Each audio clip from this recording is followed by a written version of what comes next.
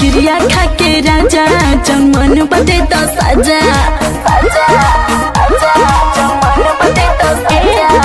क्रिया खा के राजा जमन बदे तो सजा। शादी से पहले हम हूँ ललबानी सज के मजा।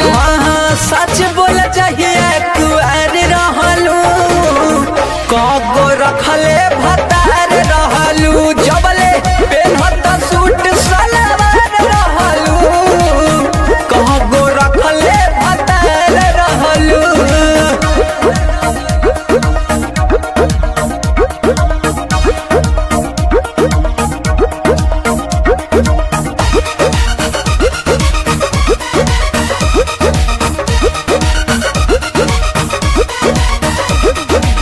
जरल रहे करम भइल तोह से बियाह हो ना जाने कोई घर कैलू तबाह हो।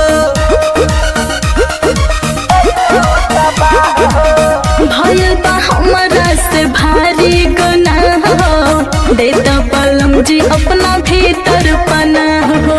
मन करत बा मर जाई हम जौहर खा के रानी कैसे बताई कितना दुखवा हम हो सहतानी।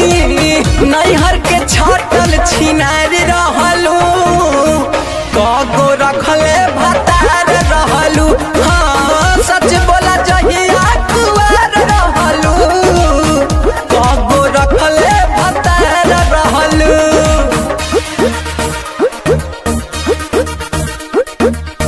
कगो रखले भतार रहलू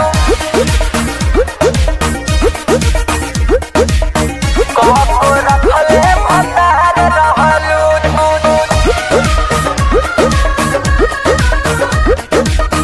कगो रखले भतार रहलू। टूट गइल दिल धन मोर पहले रतिया में डाल देलू हमरा के भारी विपत्तिया में।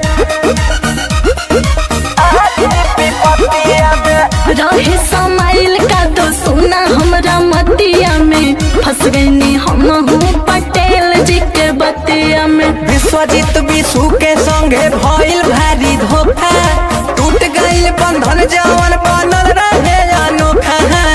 काचे उम्र में होनहार रहलू कगो